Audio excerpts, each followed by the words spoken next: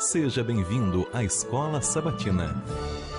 Participe, envolva-se. Deus quer derramar inúmeras bênçãos em sua vida.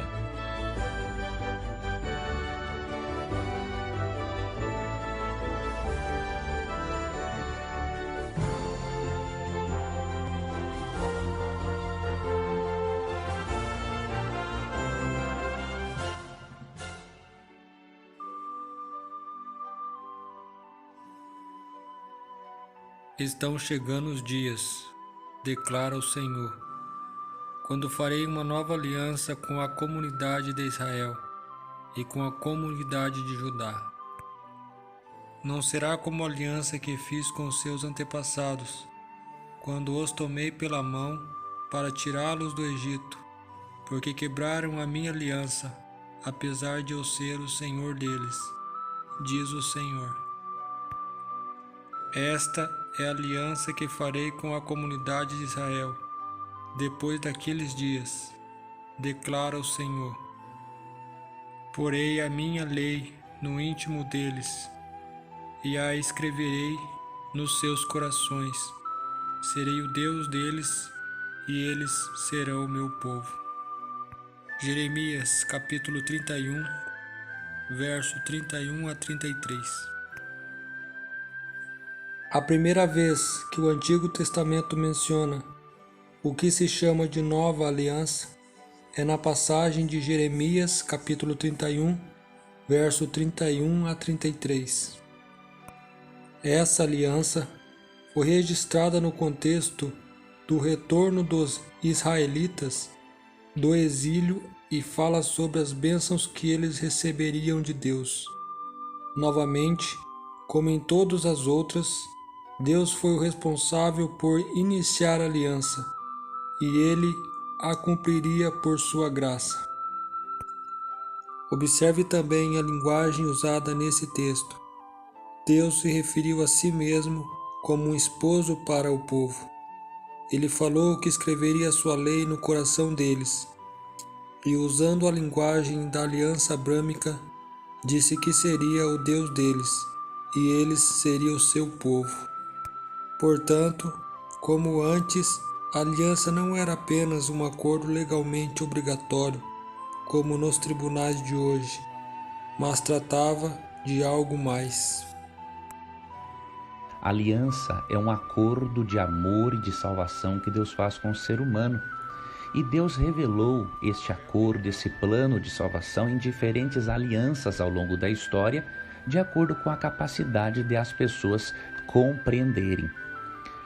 Por isso, amigo ouvinte, quando você ouvir falar em antiga e nova aliança, na verdade tenha em mente que, em essência, ambas são a mesma.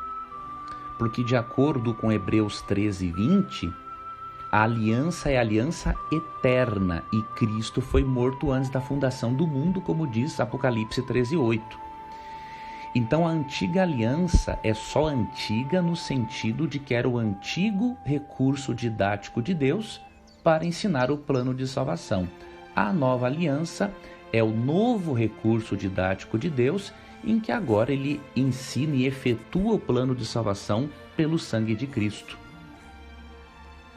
É importante você ter isso em mente, e hoje eu quero lhe ajudar a perceber exatamente isso. Que a nova e a antiga aliança, mesmo que sejam distintas, porque têm métodos pedagógicos diferentes de ensinarem a mesma coisa, essas duas alianças contêm em essência os mesmos elementos. O primeiro deles, santificação. Veja o que diz Jeremias 31:33. Na mente lhes imprimirei as minhas leis e também no coração lhes inscreverei.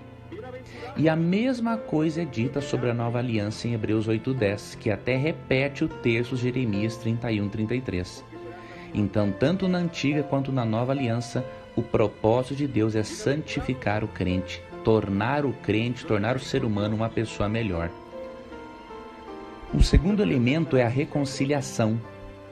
Diz em Jeremias 31:33, no início, o seguinte: Eu serei o seu Deus, eles serão o meu povo.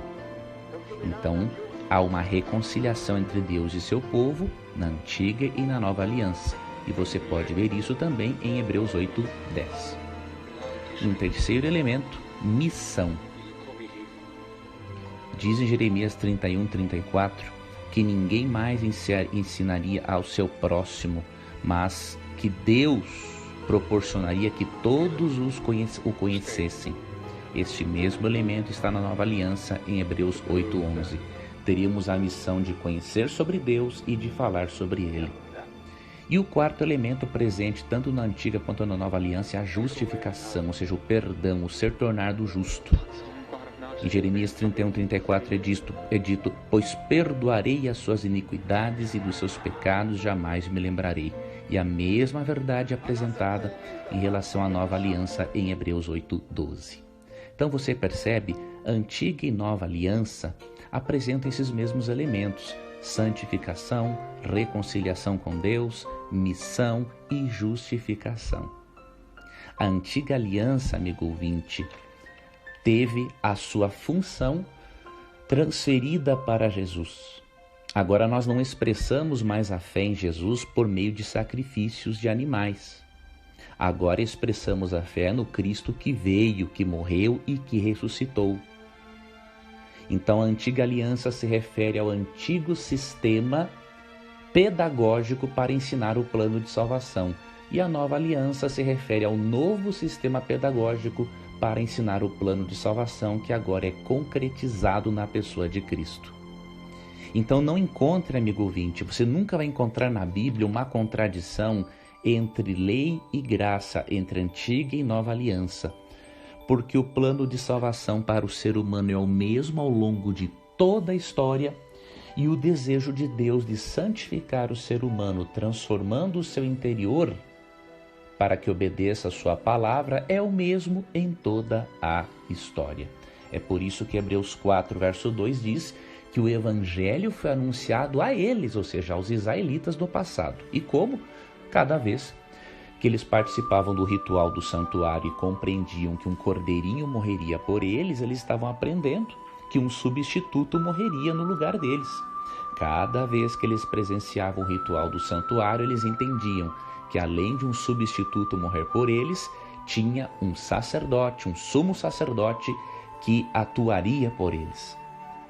Então o plano de salvação é uma coisa só. E eu espero que esse estudo da semana sobre as alianças tenha ajudado a você a ter uma compreensão bíblica protestante a respeito deste assunto. Em Jeremias capítulo 31, verso 31 a 34, vemos os elementos da graça e da obediência, como nas alianças anteriores. Deus perdoaria os pecados do povo, entraria em um relacionamento com ele e lhes concedia sua graça. Como resultado, o povo simplesmente o obedeceria, não de maneira mecânica nem por hábito, mas puramente porque o conhecia, porque o amava e porque desejava servi-lo. Essa é a essência do relacionamento de aliança que o Senhor buscava com seu povo. Até a próxima.